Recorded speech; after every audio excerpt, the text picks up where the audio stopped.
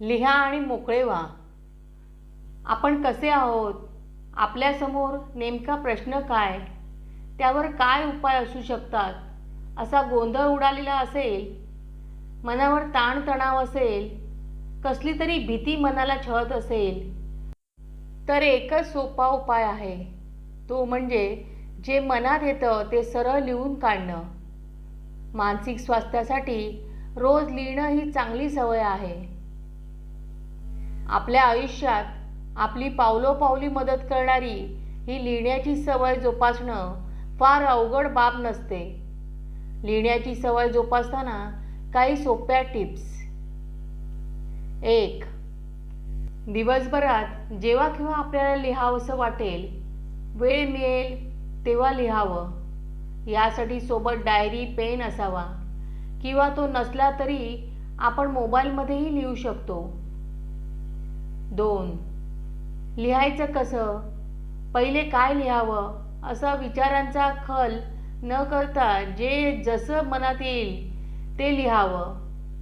चांगलं वाईट कोणी काय विचार करेल असा विचार न करता जे लिहून व्यक्त करावंसं वाटतं ते लिहावं. 3. लिहिताना आपण परीक्षेतला निबंध लिहित नाही हे स्पष्ट हवं. नाहीतर शुद्ध लेखनाच्या चुकांकडे लक्ष जाऊन जे व्यक्त करायचं आहे त्याकडे दुर्लक्ष होण्याची शक्यता असते. त्यामुळे व्याकरणाची भीती न बाळगता स्वतःच्या आनंदासाठी, मोकळं होण्यासाठी मुक्तपणे लिहावं. 4. स्वतःला मदत करण्यासाठी म्हणून लिहिण्याची सवय जोपासताना रोज लिहिण्याचा नियम करावा. लिहिण्यामुळे आपल्याला व्यक्त झाल्याचा आनंद मिळतो. प्रश्न सोडवण्यास मदत मिळते.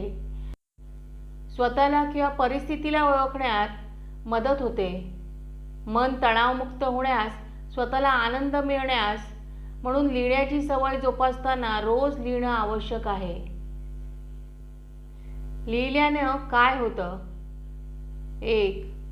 चिंता, तणाव, नैराश्य हे मनाला छळणारे आजार लिहिण्याच्या उपायाने कमी होतात. या मानसिक आजारांमध्ये मनात खूप साचलेलं असतं, पण कोणाशी बोलावं हे कळत नसतं. कोणी आपल्याला समजून घेईल का अशी साशंकता असते.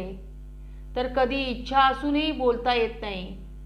तशी व्यक्तीच कोणी भेटत नाही. तर कधी मनात खूप साचलेलं असतं तरी बोलावंसं वाटत नाही. अशा परिस्थितीत लिहून काढण्यामुळे मन हलकं होण्यास, आपण कोणाला तरी मनातलं सांगितलं आहे ही जाणीव निर्माण होण्यास मदत होते. 2. आपल्या मनात विचारांचा, कामांचा गोंधळ उडालेला असतो. काय करावं, कसं करावं हे सुचत नाही.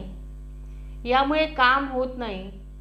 अशा गोंधळामुळे करिअरमध्ये, आयुष्यात मागे पडत चालल्याची भावना निर्माण होते. अपयशी झाल्यासारखं वाटतं. या परिस्थितीत लिहिण्याची सवय आपली मदत करू शकतं.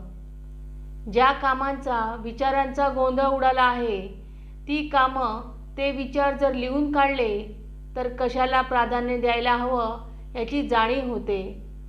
ते काम करण्यासाठी आपण किंवा इतरांनी काय करणं अपेक्षित आहे याची स्पष्ट कल्पना येते.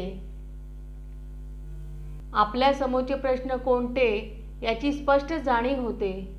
या प्रश्नांवर मार्ग काय असतात हे देखील आपल्याच लिहिण्यातून समोर येतं. स्वतःच्या ओळखीसोबत परिस्थितीची कल्पना येण्यास लिहिणं मदत करतं. आपल्या समोरील प्रश्न, समस्या, काम यांचा प्राधान्यक्रम लिहिण्यामुळे लावता येतो. 3. अनेकदा आपणच आपल्याला ओळखू शकत नाही. मनात सकारात्मक, नकारात्मक विचारांची गर्दी झालेली असते. अशा गर्दीत आपण नेमकं कसे आहोत, कोण आहोत हेच आपल्याला समजत नाही. लिहिल्यामुळे मनातले नकारात्मक, सकारात्मक विचार कागदावर उमटतात. त्या विचारांकडे आपण डोळसपणे पाहू शकतो. आपल्या मनातील सकारात्मक, नकारात्मक विचार लिहिल्यामुळे समोर येऊन स्वतःची ओळख व्हायला मदत होते. 4. उदास वाटणं, नैराश्य येणं या समस्यांमध्ये लिहिल्यामुळे खूप फायदा होतो. आपल्याला नैराश्य येणे, उदास वाटण्यास, ताण निर्माण करण्यास कारणीभूत गोष्टींचा, परिस्थितीचा यातून शोध घेता येतो. आपल्याला आनंद कधी वाटतो याचाही यातून शोध लागून आनंद वाटणाऱ्या गोष्टींकडे मन वळण्यास लिहिण्यातून प्रेरणा मिळते. आपल्या भावभावनांचं व्यवस्थापन करण्यास, मन शांत करण्यास लिहिणं आपली मदत करतं. या डायरी लिहिण्याच्या सवयीतून आपण आपलं मन हलकं करू शकतो. मनातले नकारात्मक विचार, वेदना, भीती बाहेर काढून टाकण्यासाठी लिहून काढणे हा उत्तम उपाय आहे. मन मोकळं करण्याची भावना लिहिण्यातून निर्माण होते. हा लेख आवडला तर लाईक करा आणि सबस्क्राईब करा.